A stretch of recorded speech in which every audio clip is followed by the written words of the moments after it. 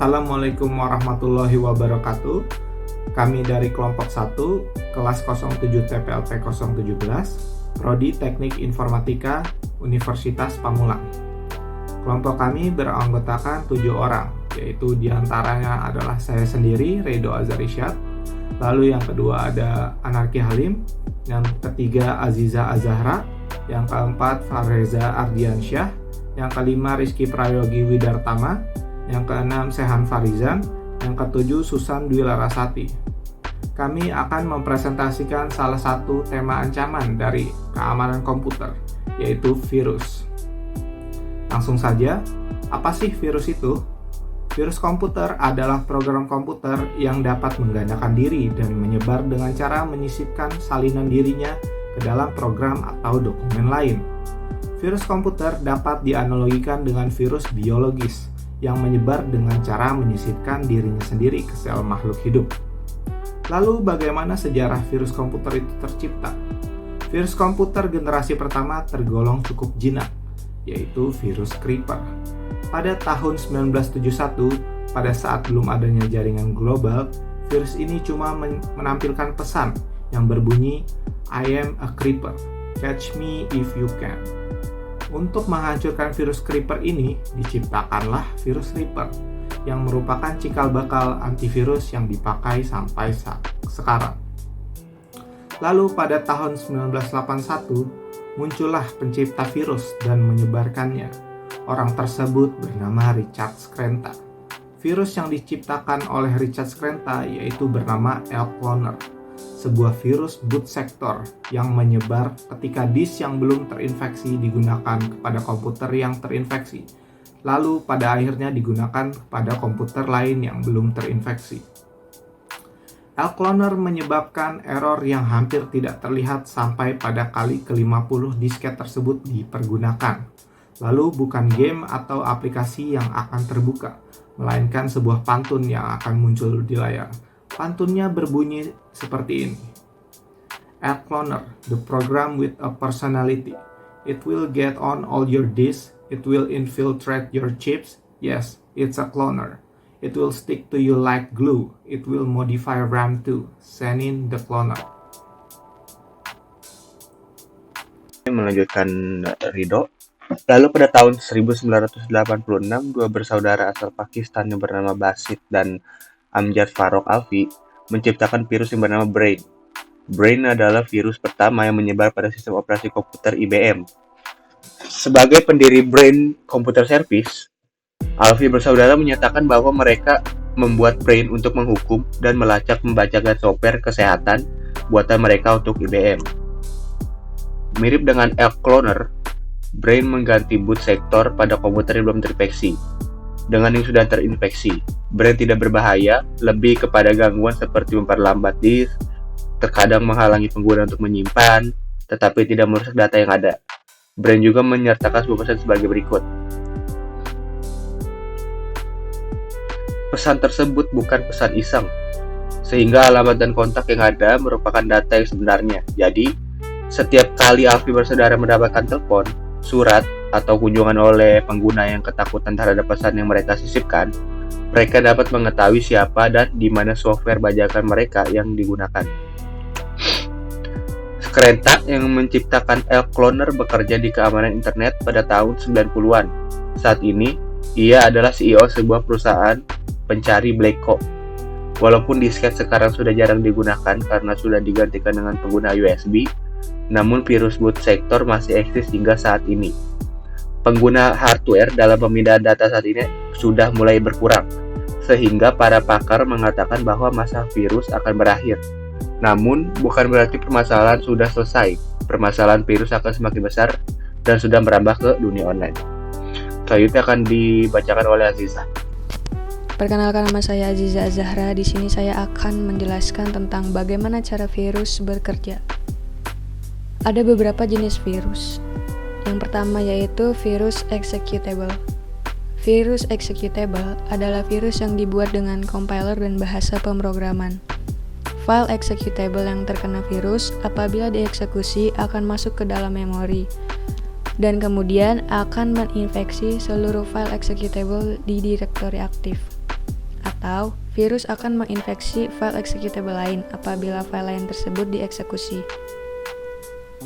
Virus yang aktif akan masuk ke dalam boot sektor media penyimpanan.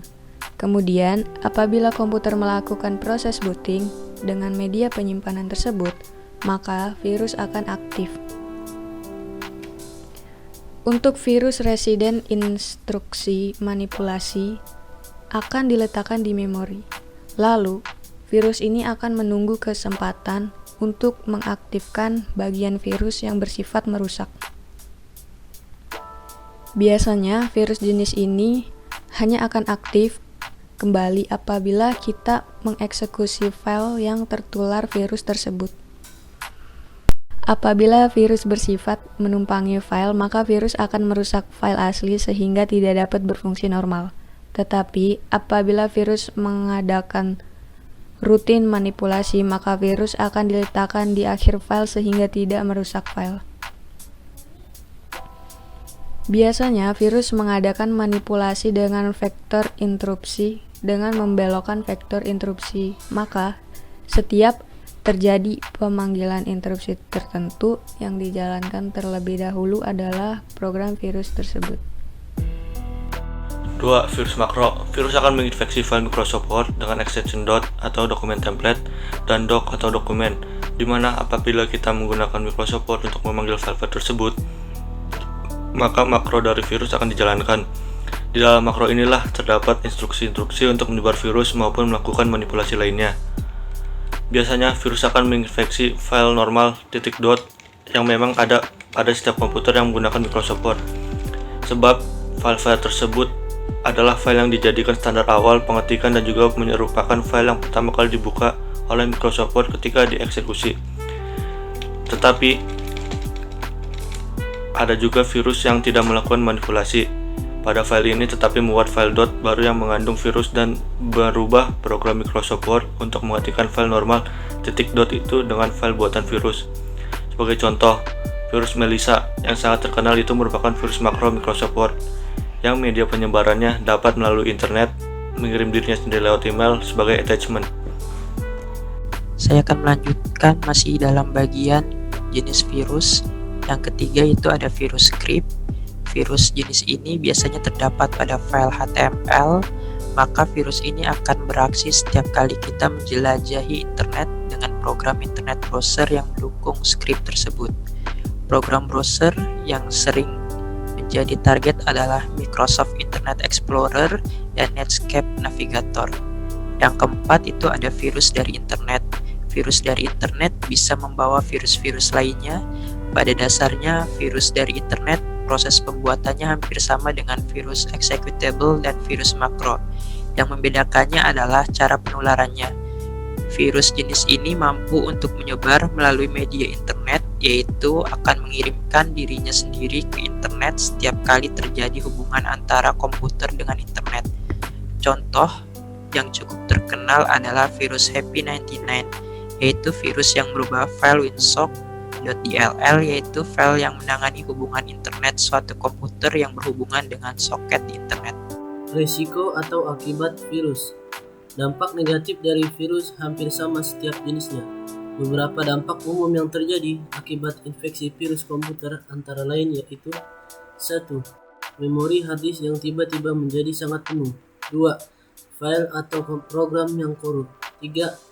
File tiba-tiba hilang atau hidden. 4. Sistem mudah restart dan mati dengan sendirinya. 5. Muncul beberapa file atau program baru di komputer tanpa diinstal. Cara menanggulangi dan pencegahan virus. Virus executable. Untuk virus executable dengan cara 1. Ubah program-program atribut menjadi read-only. 2. Hindari penggunaan flash disk atau disket yang tidak bisa dipercayai sumbernya. 3. Melakukan write protect. 4. Membuat subdirektori untuk program-program baru. 5. Scan virus setiap flash disk atau disket yang tidak pasti kebersihannya dengan virus. 6. Melakukan scan virus secara periodik pada hard disk.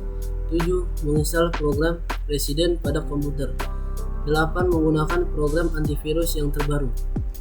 Virus makro. Untuk virus makro dengan cara 1. Ubah atribut seluruh dokumen template terutama file norman dot menjadi read only. Kedua, apabila kita tidak memiliki antivirus yang memadai dan Microsoft Word telah terkena virus, hapus file normal dot, sebab umumnya program akan membuat file normal dot kembali dengan tanpa virus. Ketiga, periksa setiap file dengan menggunakan program antivirus sebelum kita menggunakannya. 4. Apabila program antivirus tidak dapat mengatasi atau mendeteksinya, file dokumen kita buka dengan menggunakan program WordPad, lalu file dikonversi menjadi file RTF.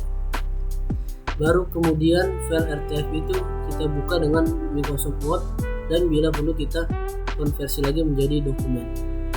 Baik, saya akan melanjutkan berikutnya itu ya virus script. Untuk virus script dengan cara 1. Tingkatkan option security dari browser setiap kali kita merasa memasuki alamat internet yang berbahaya. Kedua, set agar setiap browser menemukan suatu script agar selalu muncul pilihan apakah script itu ingin dijalankan atau tidak. Ketiga, set atribut menjadi read online untuk file-file yang rawan dan memegang kendali penting seperti auto expect, .chartbat dan lain sebagainya. 4.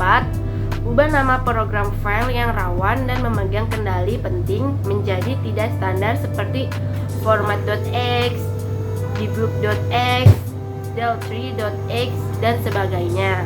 5. Selalu membuat file cadangan dari registry Windows. Terakhir ada virus dari internet. Untuk virus dari internet dengan cara 1. Scan virus tiap file yang tidak pasti kebersihannya dari virus.